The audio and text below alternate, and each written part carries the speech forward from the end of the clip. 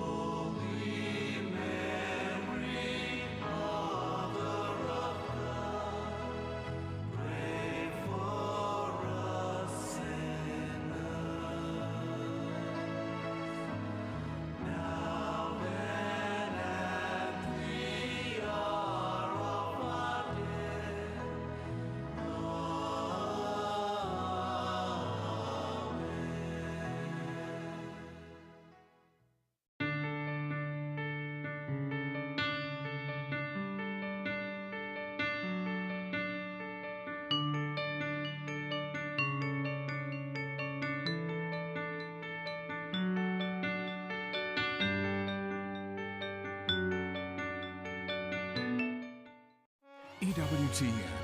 Live truth. Live Catholic.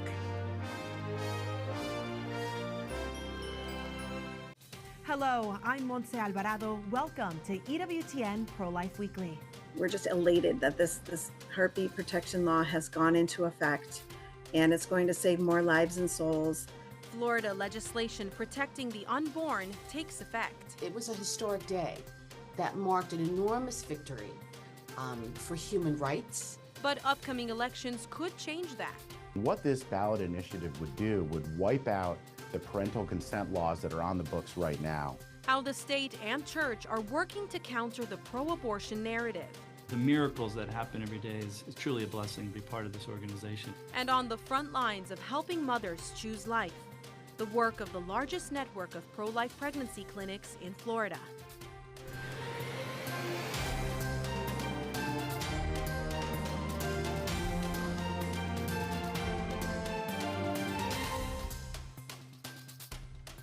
As of this morning, 4 million women in this state woke up with fewer reproductive freedoms than they had last night. We do know that the heart begins beating between 18 to 21 days after conception, and then it's detectable by ultrasound right around 6 weeks. And so that's why it's the heartbeat protection law. Florida's Heartbeat Protection Act is now law. Officially taking effect on Wednesday, it drew praise from pro-life advocates. The Biden administration using the moment to further their presidential campaign with Vice President Kamala Harris in Florida that same day. Across our nation, we witness a full-on assault, state by state, on reproductive freedom. And understand who is to blame. Former President Donald Trump did this. The Heartbeat Protection Law makes Florida one of the most life-affirming states in the union. It bans abortion after 6 weeks, with exceptions if the life of the mother is at risk.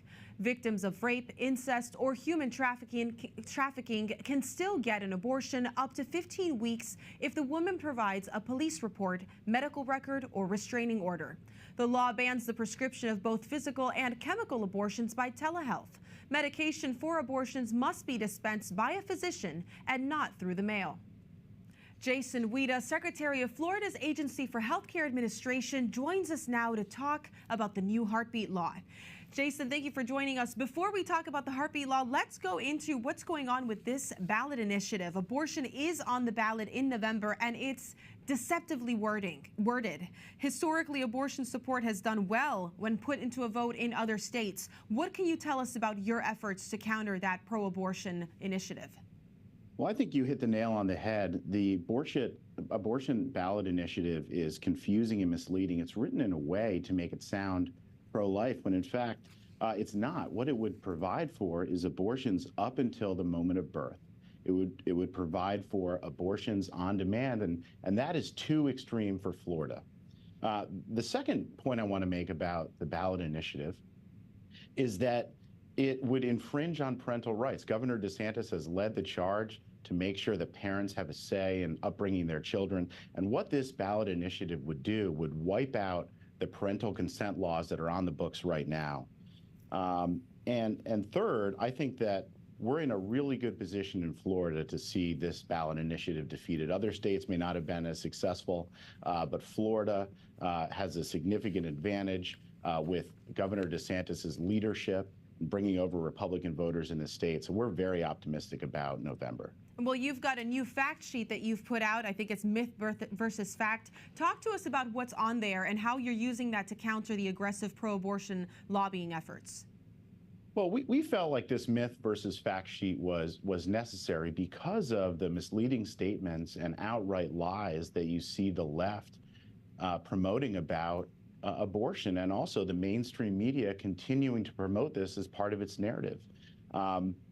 They say that women won't be able to access health care. That's a lie. Florida is committed to supporting life, is comprehensively pro-life, and will provide resources not only to pregnant mothers, not only to support them with their unborn children, but also children, adolescents, and into adulthood. You also hear people talking about women being jailed. That's a lie.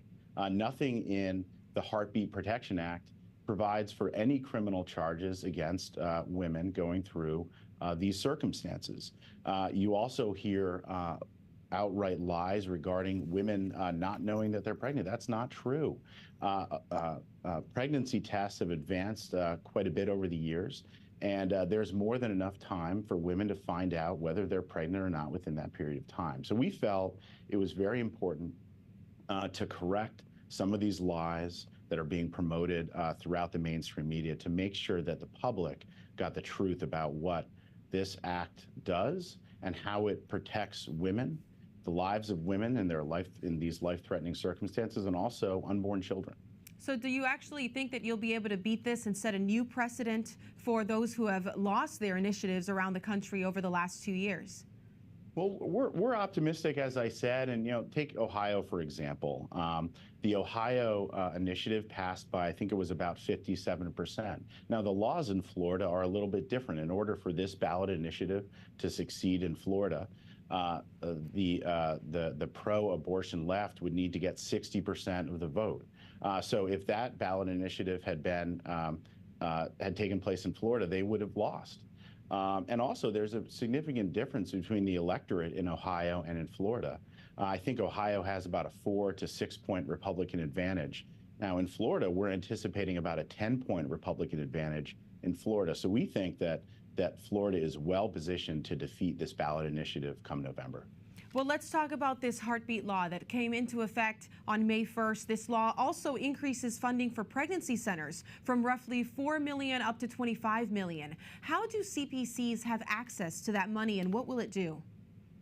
Well, there's a number of agencies that are involved in this process. So I run the Agency for Healthcare Administration. I work very closely with my peers in the Department of Health and other agencies, and we're all going to have a role to play in making sure that these funds are distributed to the centers to make sure that they're providing care and resources to pregnant women. But there's a number of resources available to women. It's not just the Heartbeat Protection Act, although that's an important piece, there's also resources available through the Department of Health. Surgeon General Joe Ladapo is in charge of that department, does a great job over there. He's going to be part of this solution. Also, the First Lady's initiative in Hope, Florida, which is a really important part of what the state is doing. And that, too, will provide resources to women who are facing this situation. So we take, as I said, a comprehensive approach to protecting life. And we are comprehensively pro-life. And I think that you see that in all the measures and initiatives that we've done, from the Heartbeat Protection Act to the resources available at ACA and the Department of Health, and the resources available in Hope, Florida. Well, there's also a new part of that law, which is banning the most common form of abortion, the abortion pill. Abortion pill prescriptions brought through the mail in Florida are not illegal anymore. How are you regulating out-of-state prescriptions coming in through the mail? So we're taking a very close look at that. It's something that the Biden administration has been really promoting. And we're coming down hard on pharmacies and other folks that are going to make this available contrary to the law. We expect our providers in this state to comply with the law, and we're going to be rigorously enforcing that.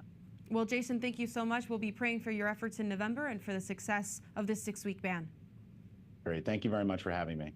There are many resources for women in Florida. In the Archdiocese of Miami, they own and operate 3 pregnancy centers, 2 in Broward County and 1 in Miami-Dade County.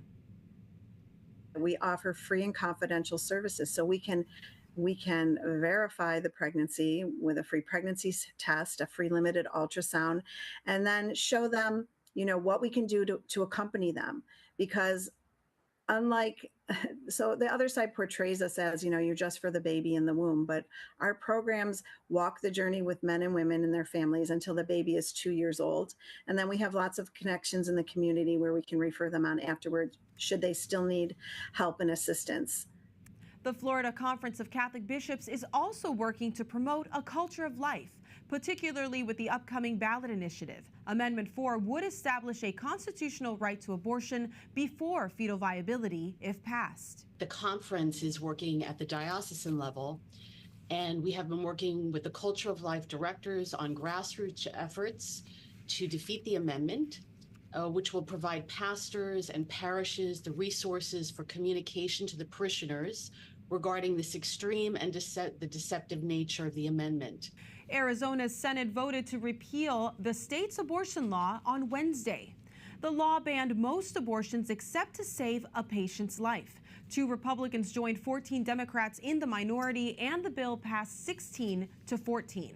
Once signed by Democratic Governor Katie Hobbs, the 2022 statute banning abortion after 15 weeks will become state law. But that legislation won't take effect for several months. Kansas GOP majority legislators enacted 4 pro-life bills on Monday, overriding the Democratic governor's vetoes of the measures.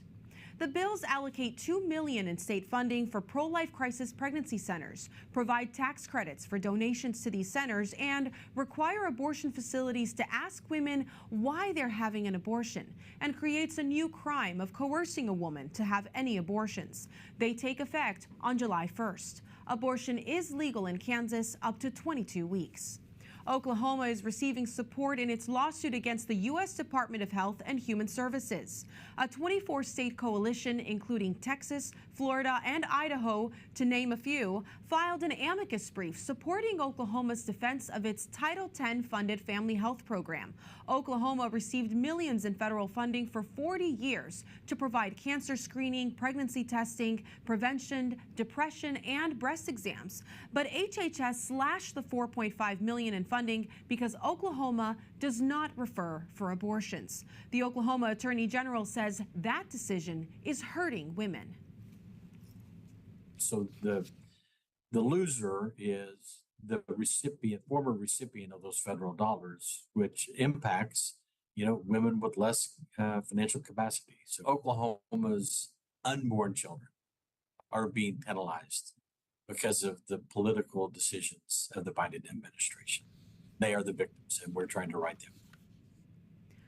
Oral argument in the Oklahoma case will be heard on May 31st. HHS also terminated Tennessee's 50-year program. That state has filed a similar lawsuit. We're seeing the issue of abortion dominate political campaigns. A Quinnipiac University poll finds that support for legal abortion is at the highest level in 2 decades of their polling. 2/3 of voters, 66%, think abortion should be legal in either all or most cases. That is broken up to 34% supporting all cases of abortion and 32% for most cases. On the flip side, 27% of voters think abortion should be illegal. Of that number, 5% believe it should be illegal in all cases. 22% believe it should be illegal in most cases. That 5% is a record low for the Quinnipiac polling history. EWTN News is tracking the ongoing changes in abortion laws across the United States. Take a look at our interactive map on the laws and what states are going to have abortion on the ballot by visiting CatholicNewsAgency.com. Thousands of lives saved thanks to the largest network of pro-life pregnancy centers in the state of Florida. Community pregnancy clinics just celebrated their 50th anniversary of providing care and resources for pregnant women. Many of those women have nowhere else to turn. Their services are free, so the mothers that come to them don't feel burdened or scared that they can't afford to get the help that they and their babies really need. Scott Beyer, the CEO of Community Pregnancy Clinics, is leading the charge for this important network of life-affirming clinics. Scott, welcome to our show. You actually aim to reach out to those women who are abortion-minded, something that is a little different from other centers. Tell us about how you do that. Yes, thank you for having me. So we have a real focus to find those women who are abortion-minded, abortion-vulnerable, and even abortion-determined. So we serve all populations. We serve those who are likely to carry, but our effort is to reach out and not wait for them to come to us, but to go out into the highways and byways, to go in front of Planned Parenthoods with our mobile units, to go to the universities, to really be where abortion-minded women are, and they usually range from 18 to 24-year-olds. We know the opposition, 8 out of 10 abortion clinics are within walking distance of a college or university. So we really do have a push to go out to where those women are, and also through technology, right? We have to utilize the resources at hand, so we invest heavily in our Google ad campaigns, again, to reach them where they're at, and that's often on their phones. Absolutely. Well, let's talk about those 2 mobile clinics that you just mentioned. You have them in neighborhoods without medical services nearby, so they call them healthcare deserts, right? I'm sure that a mobile clinic there is vital. How are the routes for your mobile clinics then chosen? Yes, so we actually, we're incorporating a new system this summer, actually, through what's known as ICU Mobile. And they actually have a demographic analysis program, software program, to help us study the demographic areas of where, again, abortion-minded, abortion-vulnerable women are, and where there isn't a pro-life pregnancy center like ours throughout the state. We can't be everywhere, but the mobile unit allows us to go out, again, to the highways and byways and reach those women who are so vulnerable, who often don't know what resources are available to them. And so we're there to try to provide those opportunities for them. And where are you seeing the most demand in the state of Florida for your services?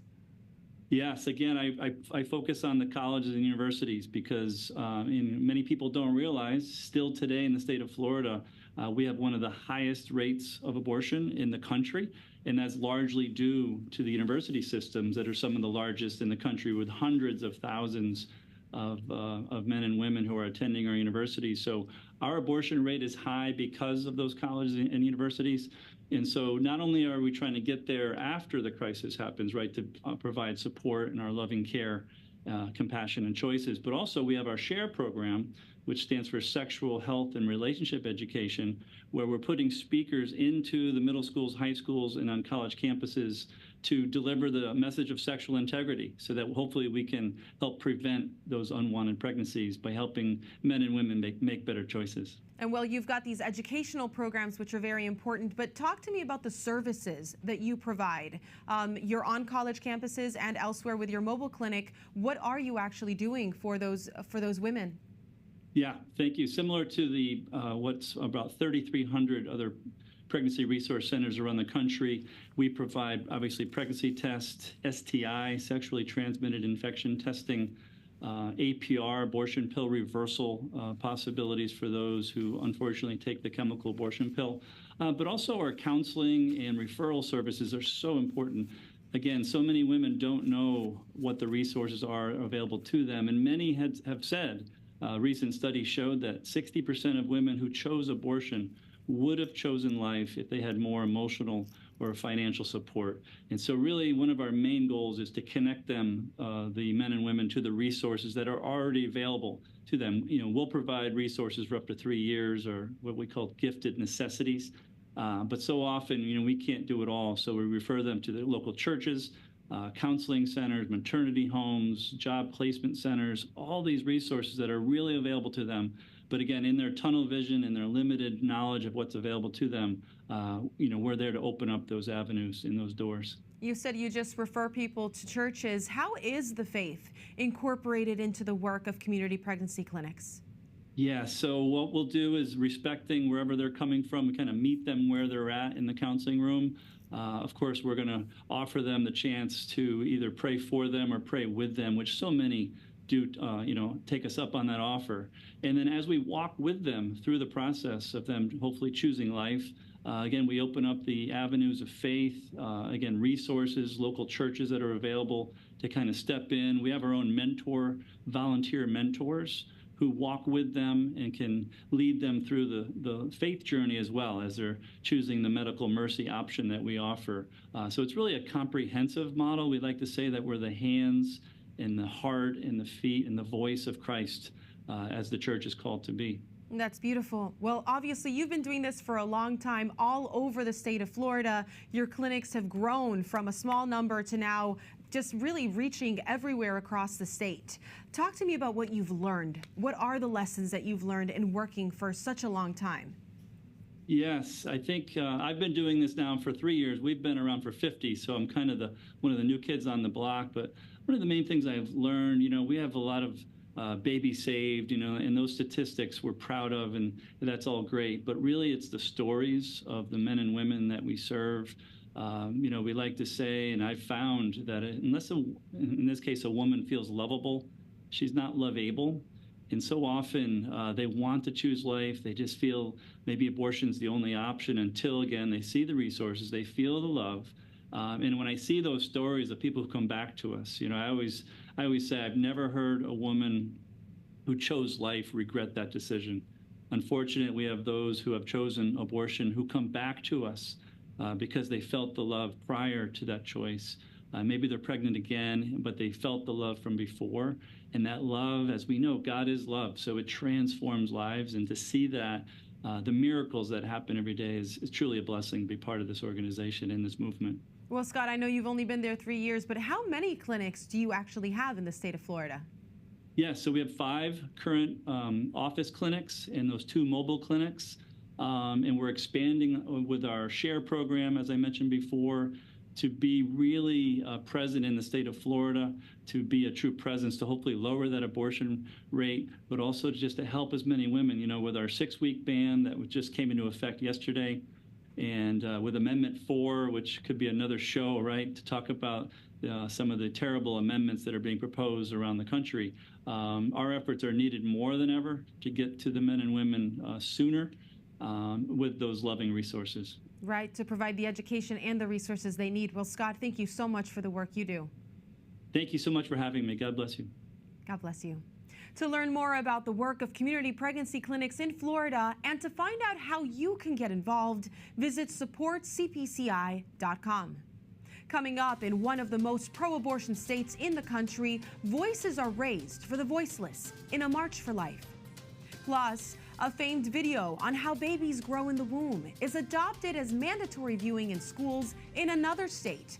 That and more when we return. Stay with us.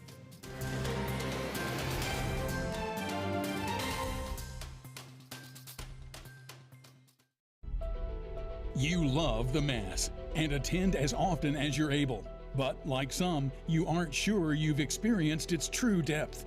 In a new EWTN series, Retreat Master Father Timothy Gallagher offers transforming light on the Mass through the Eucharistic wisdom of Venerable Bruno Lenteri. This is a heart-centered approach. Heart speaks to heart. The divine heart speaks to the human heart in a way that is really nourishing. Tap into the abundance of God's grace when you discover a biblical way of praying the Mass. It's all new. Friday at 6:30 p.m. Eastern on EWTN. Hi, I'm Doug Keck, inviting you to join me next time when our guest on Bookmark is author Francis X. Mayer. His book is True Confessions, Voices of Faith from a Life in the Church. When people move out of Catholic environments into a much more secular environment, you're going to run into people who are very smart and don't believe. And unless you have something in your heart that keeps your ideas alive, you're going to lose. Next time on Bookmark. Every Saturday afternoon from 4 until 6 p.m. Eastern, tune in to EWTN for a solid block of programs designed to help you better understand and defend your Catholic faith. First up, it's Called to Communion with radio's Dr. David Anders. Then at 5, grab your catechism for an in-depth look at the faith with Father Charles Connor. And wrapping things up at 5:30, Dr. Scott Hahn offers a fresh perspective on the Mother of God in Hail, Holy Queen. Unapologetically apologetic programming every Saturday afternoon from 4 until 6 p.m. Eastern here on EWTN.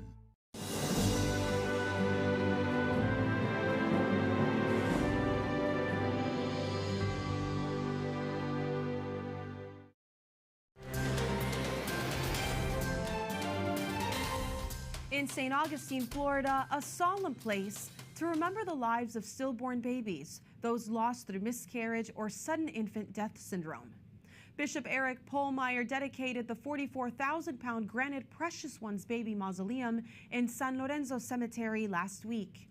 It has 12 empty crypts, each named for a saint, that can fit the remains of many babies because they're so small. Miscarriages especially are not always acknowledged as a heartbreaking loss. Parents often have to request the remains from the hospital, and in some hospitals, the remains are treated as medical waste and incinerated. Many couples experience that loss. So because of our culture not valuing the gift of life that we should, in many cases, the pain of that loss is made worse by hospitals or even doctors that don't treasure that gift because it isn't very far developed. The diocese built relationships with local funeral homes and hospitals so that couples can hear about the mausoleum. Any couple, regardless of their faith, can have their child buried there at no cost. About 10 to 20% of pregnancies end in a miscarriage, according to the Mayo Clinic. More than 20,000 babies are stillborn every year in the United States, according to the Centers for Disease Control. And there are more than 3,000 reported cases of sudden infant death syndrome. The governor of Tennessee is requiring schools to include a fetal development video to be viewed in most counties under a new bill he signed into law on Tuesday. The famed Baby Olivia video produced by the pro-life group Live Action is a 3-minute computer-generated depiction of how a baby grows in the womb. It was reviewed and certified by leading OBGYNs, including those associated with Pro-Life OBGYNs or APLOG. Similar legislation has passed or is being considered in Missouri, North Dakota, West Virginia, Kentucky, and Iowa. As the national focus on the moral and legal concerns of in vitro fertilization, or IVF, grows, there's new data indicating a rise in the number of babies born from the procedure. According to the Society for Assisted Reproductive Technology, from 2021 to 2022, there was an increase from 89,000 babies born as a result of IVF to more than 91,000. That means that 2.5% of all births in the United States are a result of assisted reproductive technology, according to this society. IVF has become a hot-button issue after the state of Alabama's Supreme Court ruled that the embryos created through the procedure are children and deserve the same protections under state law. The Catholic Church condemns the practice of IVF as it treats children as a commodity, but does recognize the personhood of these embryos.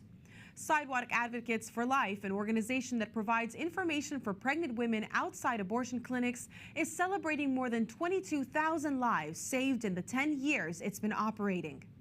The organization says there are 777 abortion and abortion referral facilities in the United States, and that they have covered 34% of them with peaceful, prayerful sidewalk outreach to help women going in for an abortion understand her options for life. In Sacramento, California, pro-lifers took part in a March for Life at the state capitol. A large banner displayed across participants as they made their way to the state capitol building downtown. Women, men, and children took part. The day started with a prayer breakfast and prayer walk before the march. Abortion is written into the California state constitution as a right and is legal until viability around 22 weeks. That does it for this edition of EWTN Pro-Life Weekly. If you're interested in more pro-life news, sign up for our newsletter, The Pro-Life Pulse. Visit EWTN.com/pro-life. Remember, life is a gift. Your life is a gift. God bless.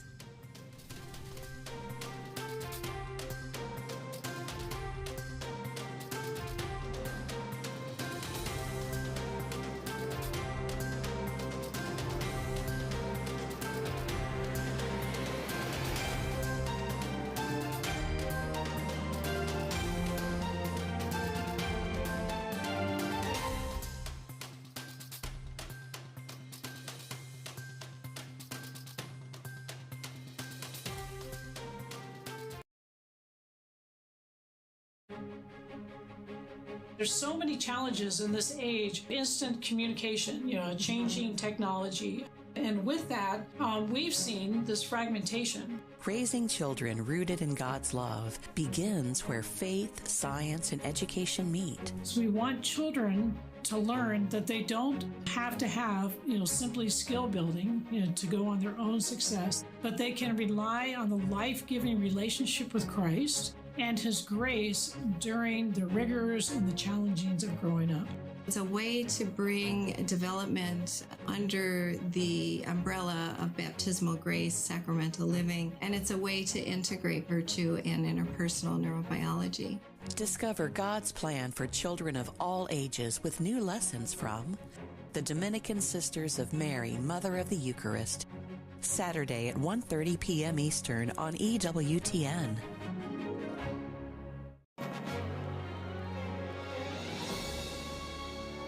EWTN. Live truth. Live Catholic.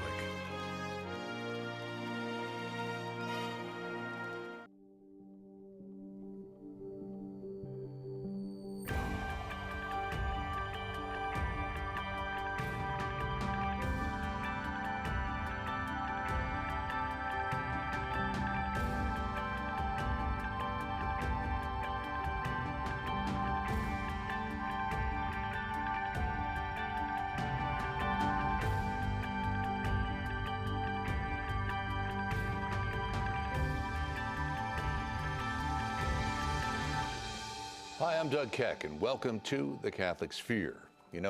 Each week we tackle topics important to Catholics around the globe with a different host and a different focus. This week our subject is theology. The question, did Jesus really ask us to be perfect? To help us answer that question, we welcome our distinguished panel of experts, a perfect panel, in fact. We have EWTN's Vice President of Theology, Colin Donovan, as always. He is with us here in Irondale, Alabama. And of course, we have the host of EWTN